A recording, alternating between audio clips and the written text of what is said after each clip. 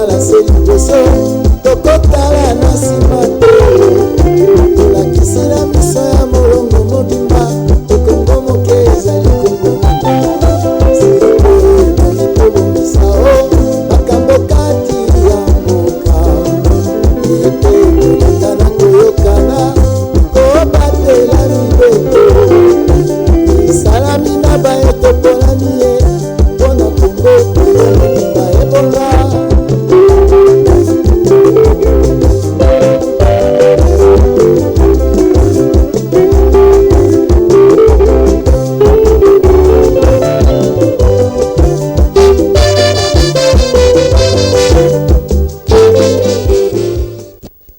Bonsoir mesdames, bonsoir mesdemoiselles, bonsoir messieurs et bienvenue sur Télé Congo Pointe-Noire. Nous nous retrouvons une fois de plus dans le cadre de notre tranche d'animation Rétro Fiesta Kiese, la belle époque. Eh bien, comme nous évoquons des souvenirs d'enfance, des faits qui ont marqué notre jeunesse, notre passé, eh bien c'est ça la philosophie de cet espace qui est le vôtre, qui est le nôtre. Ceci dit, sans plus tarder, je vais vous faire une surprise. Nous allons découvrir un doyen, un compatriote qui a foulé le sol ponténégrin spécialement pour être notre invité, l'invité de Rétro Fiesta Kiese, et nous le découvrons ensemble. Bonsoir doyen. Bonsoir Martin. Alors doyen, pour ceux qui nous suivent, et je crois que c'est une surprise, cette face vous est familière quand vous suivez Africa 24. Alors, je lui laisse le soin de se présenter. Alors, doyen. Oui, merci pardon. C'est un immense plaisir que de me présenter à mes compatriotes congolais. Je m'appelle donc Lucien Pambou. Je suis éditorialiste sur Africa 24.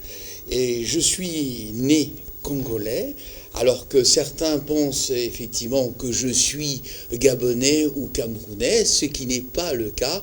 Et c'est avec plaisir que je retrouve le Congo, que je retrouve Pointe-Noire, que je retrouve Brazzaville, que je retrouve mes compatriotes pour évoquer avec vous un certain nombre de souvenirs relativement importants. Et je remercie Télé Pointe-Noire pour cette initiative absolument importante dans la mesure où ce type d'initiative permet de faire connaître à la population congolaise un certain nombre de ses fils et filles. Il se trouve que je suis un de ses fils de la diaspora qui vit en France depuis quasiment 40 ans et que j'officie sur Africa 24, bien entendu en tant qu'éditorialiste, mais mon véritable métier, je suis professeur d'économie et de sciences politiques à Paris 13, mais je fais aussi du journalisme. Alors, je crois que ça vous va maintenant et c'est cette grande surprise que nous tenons à vous présenter. Alors, ce n'est plus une surprise. Donc, il est là, Lucien Pambou d'Africa 24. Alors, Lucien Pambou, vous l'avez dit tout à l'heure que nombreux sont des compatriotes qui vous confondent pour un Gabonais, pour un Camerounais, après avoir séjourné en France pendant plus de 4 décennies. Alors, qu'est-ce que ça vous fait de fouler de nouveau le sol congolais? Revenir au Congo, c'est revenir à la matrice nourricière. Revenir à la matrice nourricière parce que ça permet, d'une certaine manière, d'être toujours en lien avec ses traditions, en lien avec ses origines. Et c'est quelque chose d'absolument important dans la mesure où celui qui veut aller très loin doit aménager sa monture et doit savoir d'où il vient pour éclairer l'avenir. Ce qui nous manque souvent, c'est cette rupture-là que nous faisons. C'est pas parce que nous vivons en Europe que nous devons nous couper de nos traditions. Nous devons revenir, si vous voulez, à la source nourricière, cette source nourricière que représente la nation congolaise, pour pouvoir se ressourcer, prendre des forces, car on ne peut pas analyser des situations politiques comme je le fais sur Africa 24 sans tenir compte du contexte congolais et à partir du contexte congolais, le contexte africain, bien entendu. Alors, Lucien Pambou, éditorialiste Africa 24, mais originaire du Congo-Brazza. plus précisément du pays Luango. Alors, Lucien Pombo, avant de vous envoler pour l'Occident, votre enfance, vous l'avez vécue ici au pays. Bien entendu. Je l'ai vécu à Pointe-Noire, pas très loin d'ici, c'est-à-dire du côté de Nina Service, pour ceux qui connaissent le quartier de Pointe-Noire, et je fréquentais l'école, bien entendu, de Vouvou. Il me suffisait de sortir de ma rue et de traverser la rue Goudronnée pour aller vers mon école jusqu'au CE1. Je suis resté ici et j'ai gardé d'énormes souvenirs. D'énormes souvenirs qui sont liés à mon enfance. J'allais au cinéma Roy, vous voyez, avec mes amis.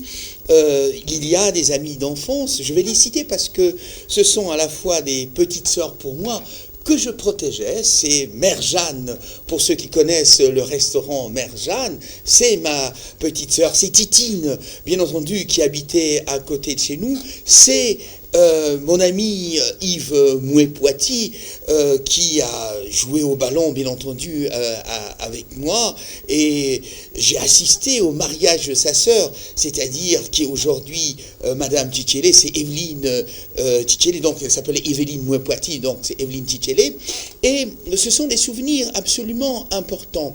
Des souvenirs importants dans la mesure où ces souvenirs m'ont permis, en effet, de structurer mon caractère, de structurer mon parcours. Structurer mon caractère, nous vivions en harmonie.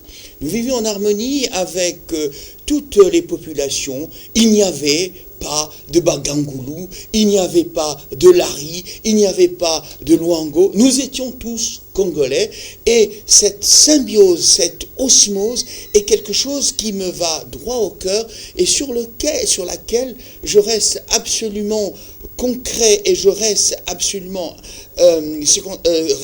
concret et je souhaite que cette chose continue. Vous voyez, lorsque je vois que les Congolais se divisent, je me dis non, c'est pas vrai, c'est pas ce que j'ai connu dans mon enfance. Et nous sommes ici à côté de la mer, pardon.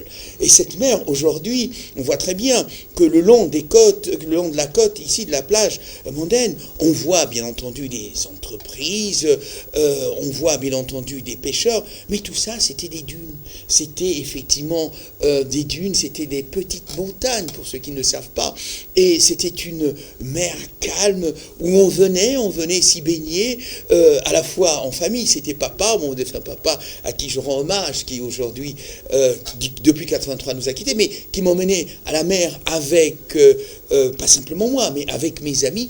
Et c'est un plaisir immense. Ce plaisir immense aussi, je le continue lorsque nous allions au cinéma avec mes amis pour voir effectivement des péplums italiens que nous considérons bien entendu à cette époque-là comme étant des films relativement importants. Bien entendu, il y avait le cinéma Roy, mais il y avait aussi le cinéma Rex. Et il y avait effectivement le Grand Marché, bien entendu. Il y avait l'église Saint-Christophe que j'ai toujours connue. Et puis il y avait l'église, bien entendu, Saint-Pierre, où j'ai eu ma confirmation, bien entendu.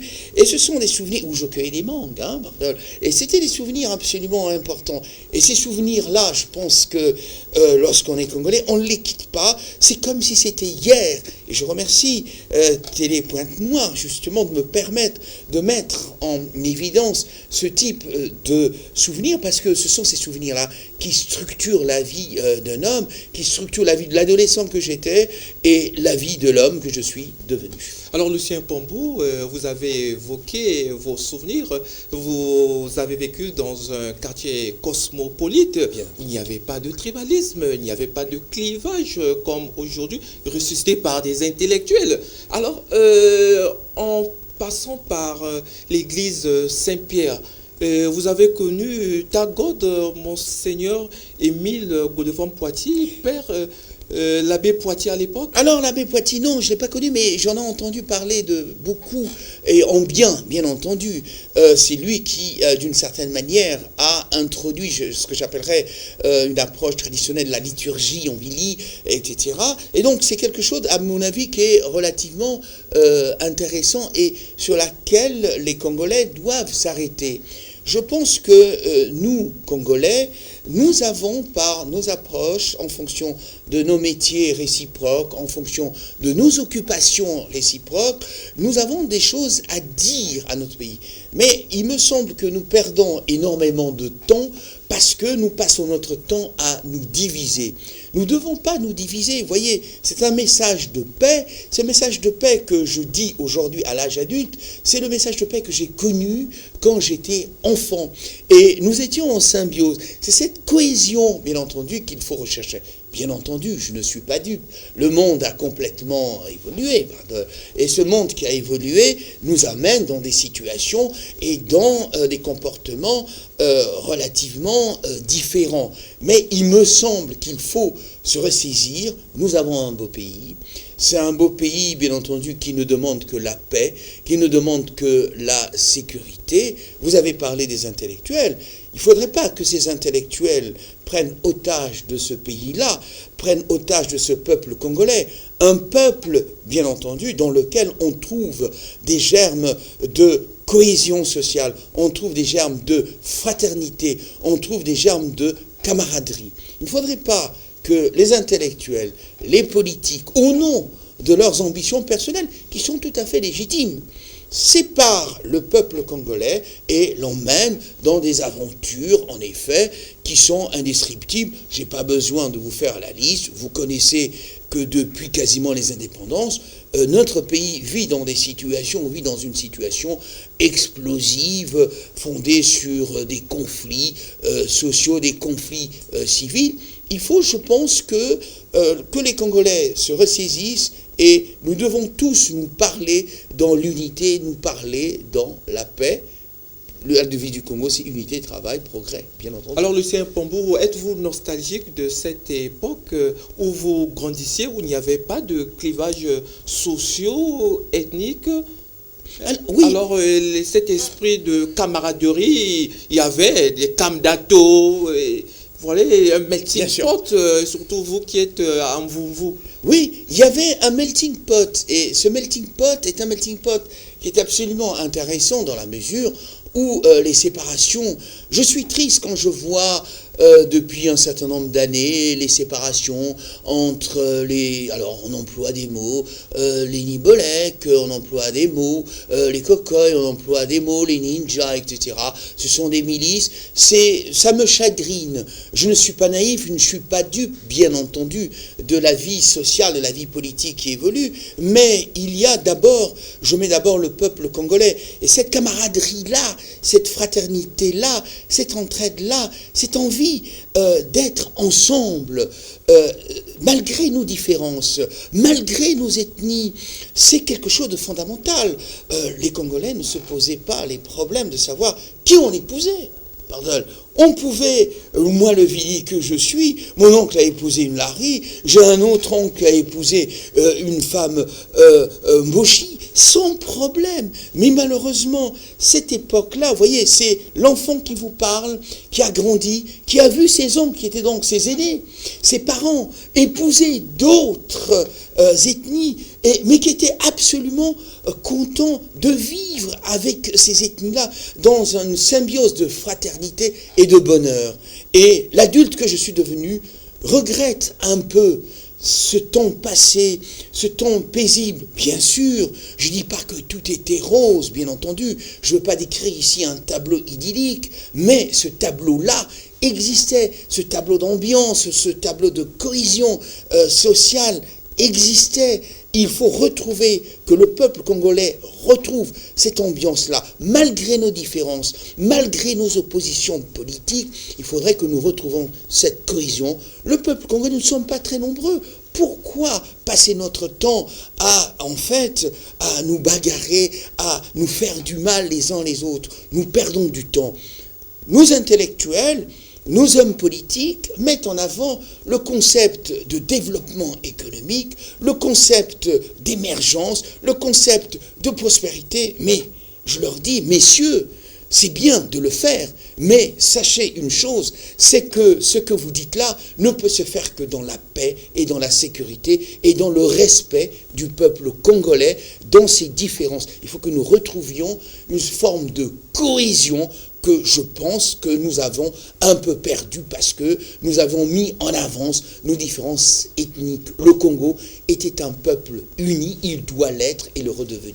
Oui, le Congo sera toujours un et indivisible. Alors, nous passons de l'autre côté de la baie vitrée pour demander à la réalisation de nous balancer une chanson qui doit certainement réveiller beaucoup de souvenirs à notre invité Lucien Pombou et qui fera plaisir à vous qui nous suivez.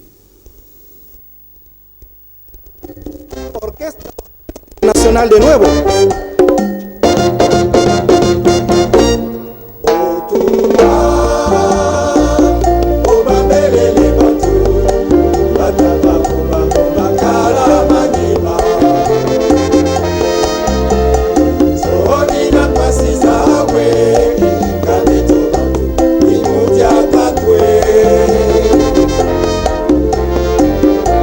Escucha, Jean-Serge Essou y Nino Malapé, el mejor saxofón africano. ¡Allá!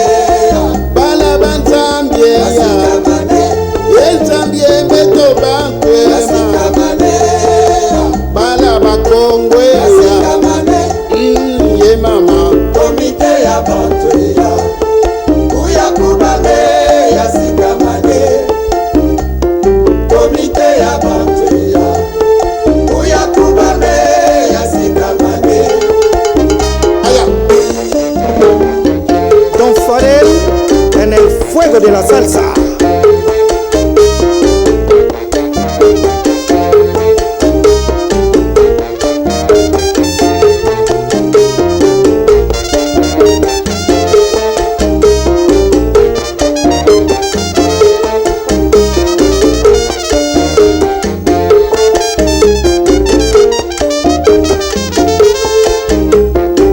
Siriac Pasoca para la fiesta. Cosa la mulata.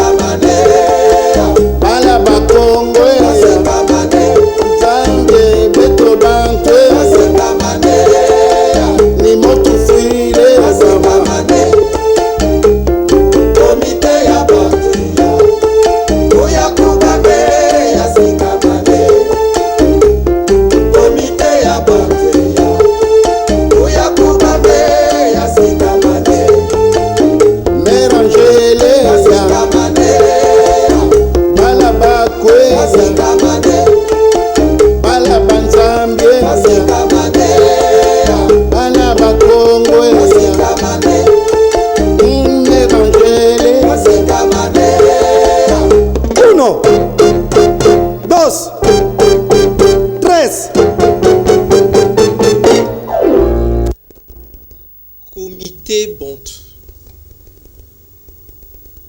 Comité Bantou, un chef-d'œuvre des Bantous de la capitale. Et retour donc sur ce plateau en live avec notre invité Lucien Pombo. Alors, votre réaction en revivant cette époque où vous étiez Ngembo? Oui, j'étais Ngembo, c'est vraiment, ça me fait... Merci, pardon. Merci parce que c'est mon enfance et j'étais Ngembo. J'étais avec des amis au CG d'application, dont PIA, dont Bondaoué, dont Moissy-Posso Julienne, dont Missamou. Vous voyez, c'est le Congo en miniature. Et nous étions... Le CG d'application à Brazzaville. À Brazzaville. Donc, parce que j'ai passé une partie de mon enfance jusqu'au CE1, CE2 ici à Pointe-Noire, à l'école Mvouvou. Et ensuite, je suis allé auprès de mon oncle, Léon Tikaya, qui était instituteur à Brazzaville. Et à Brazzaville, donc, j'ai fréquenté au CG d'application. Ce CG d'application qui venait d'être construit, qui est devenu après l'école normale supérieure. Et le directeur à l'époque, c'était M. Jean-Pierre Tissas Tikaya. Donc, l'homme politique que tous les Congolais connaissent, qui était donc, à ce moment-là, le directeur. Et il y avait un CG dans, bien entendu, l'école d'application. Et ce retour vers les Bantous est quelque chose de fondamental parce que ça a structuré, bercé notre vie. Les Bantous de la capitale, bien sûr, c'était quelque chose de fondamental. C'était la charanga à l'époque. Alors aujourd'hui, les mélomanes connaissent la salsa, bien entendu, mais à l'époque, c'était la charanga. Et donc, comme nous étions très, très, très jeunes, nous étions les Ngembo. Donc nous allions à la case Bantou, souvent ils jouaient au plateau des 15 ans. Et à la cabane Bantou. Et oui, bien sûr. Et donc nous étions là, nous regardions nos aînés, bien entendu, sur la piste se déhancher, et nous nous disions dans notre fort intérieur à quand notre tour, etc. Et c'est quelque chose qui m'est resté fondamentalement ancré. La musique congolaise, c'est quelque chose de très très important. Les Congolais aussi vivent grâce à la musique. C'est la musique qui structure aussi une partie de notre pensée. La musique, c'est aussi la paix, d'une certaine manière. Les personnes différentes qui dansent ensemble, qui sont joyeuses ensemble, ne peuvent qu'être qu'ensemble. Alors, Lucien Pombo, du CG d'application, vous êtes allé au lycée. Tout à fait. Alors, je suis allé, bien entendu, au lycée Savagnan de Brazza. Ce lycée Savagnan de Brazza, donc de la classe de seconde jusqu'à la classe de terminale. Avec les petits enfants blancs. Alors, les petits enfants blancs étaient à l'école. Oui, il y avait des enfants blancs, bien entendu, mais il y avait aussi l'école française qui était là, mais avec des enfants blancs.